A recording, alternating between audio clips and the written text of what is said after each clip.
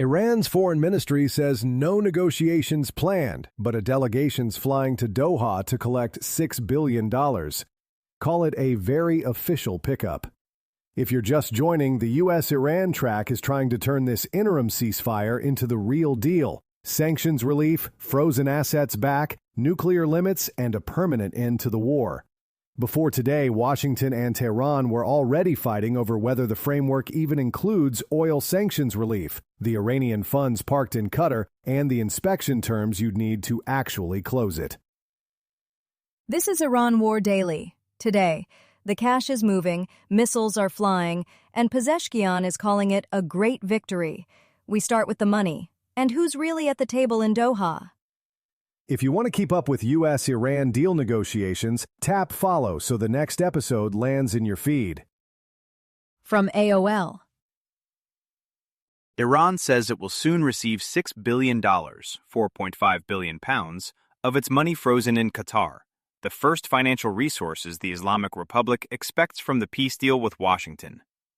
Based on the plans that have been made, $6 billion of Iran's total $12 billion in funds in Qatar will be released and returned to the country, said Masoud Pezeshkian, the Iranian president, during a visit to the clerical city of Qom.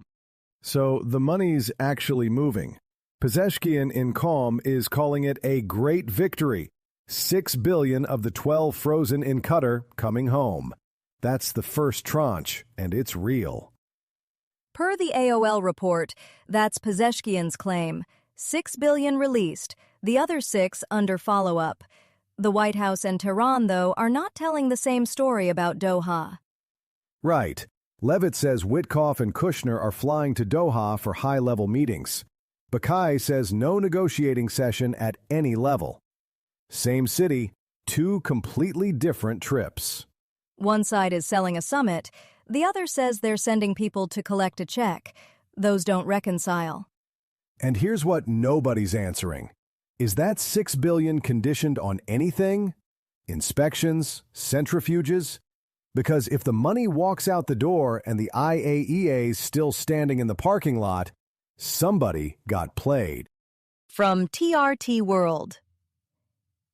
Iran has said that no negotiations with the U.S. are scheduled at any level in the coming days, stressing that its priority remains the implementation of its Memorandum of Understanding on ending the war. Esmail Bakai, Iran's foreign ministry and negotiating team spokesperson, told reporters on Monday that Tehran is currently focused on ensuring the implementation of the memorandum's provisions and is seriously pursuing its demands in that regard, according to the state-run IRNA news agency. So, Tehran spokesman Bakai lays it out. No talks scheduled with Washington at any level. The delegation flying to Doha this week, they're going to follow up on the frozen asset release under Article 11. That's a collections trip. Here's the split screen. Washington's been framing Doha as continued negotiations, while Bakai told IRNA the priority is implementing the existing MOU, not opening anything new.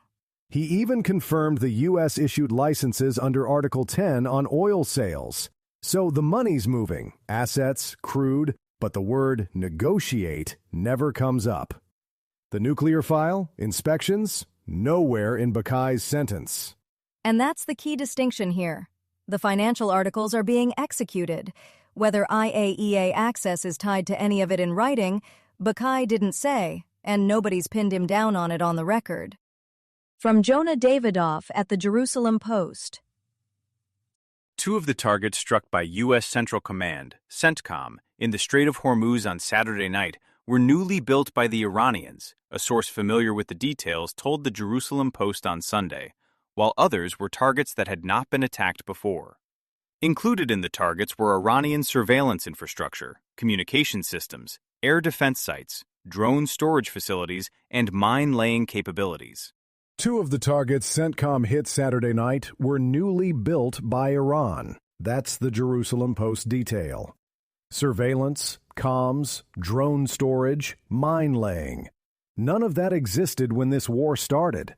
You don't pour concrete on new mine-laying infrastructure in a choke point if you think the strait's a settled question.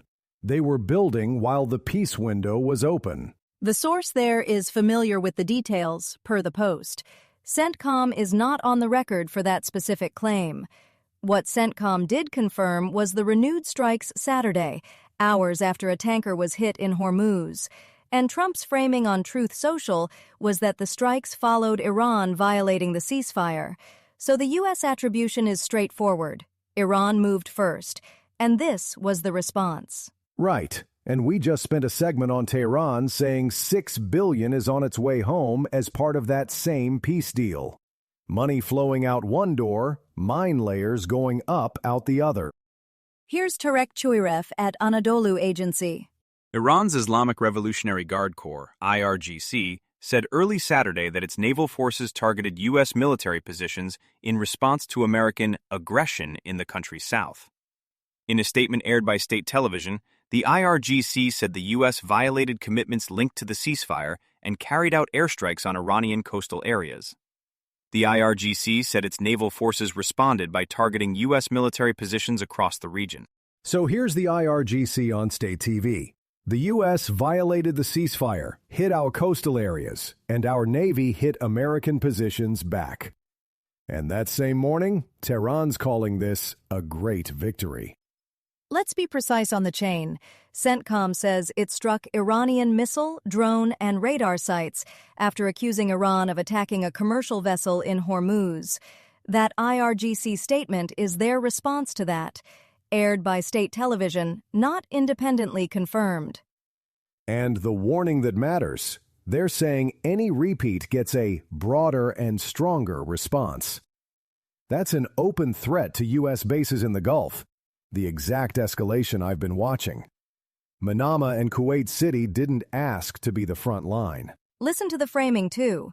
The IRGC says Hormuz navigation falls under understandings reached with Iran. In a military statement, Tehran is asserting that it manages the strait. Right. Put that next to the Post reporting we just touched. 2 of CENTCOM's targets were newly built. Fresh mine-laying gear in Hormuz means Tehran didn't see the strait as settled. This one's from BBC News. Israeli airstrikes in southern Lebanon have killed 1 person, the country's health ministry says, a day after Israel and Lebanon signed a framework agreement. Lebanon's state news agency said an Israeli drone hit the town of Nabatia al-Fawqa and later reported further strikes in the area, with at least 2 more people wounded. The ink's barely dry on a framework Friday, and by Saturday, an Israeli drone kills 1 person in Nabatia al-Fawqa, with 2 more wounded. That's day 1 of the deal. Per Lebanon's state news agency and the health ministry. The IDF confirmed the strike, said it hit an individual who posed a threat to its forces, with no further detail. And here's the part that tells you who this thing's actually for. Hezbollah wasn't even at the table. So Nasrallah's people can stand outside and call it a sellout of Lebanese sovereignty, and it costs them nothing. Netanyahu called it historic in Washington, a blow to Iran and Hezbollah. Under the 4-point framework, Israel withdraws from South Litani, and the Lebanese army takes the vacated ground. Withdraws, except Israeli forces get to stay in an expanded security area. So the army that's leaving is also staying. I want to know who in Washington signed off on a strike the morning after, or whether they got surprised. If you have feedback, a story idea, or a correction for Iran War Daily, send us a note at iranwardaily@lanternpodcast.com. We read the inbox, and we appreciate hearing from you. Next, we're watching whether Witkoff and Kushner's Doha trip leads to any direct U.S.-Iran engagement today, despite Tehran's denial. We're also watching Iran's planned expert delegation to Doha later this week on the frozen assets release. You'll find links to every story we covered in the show notes if you want to dig further. That's Iran War Daily for today. This is a Lantern Podcast.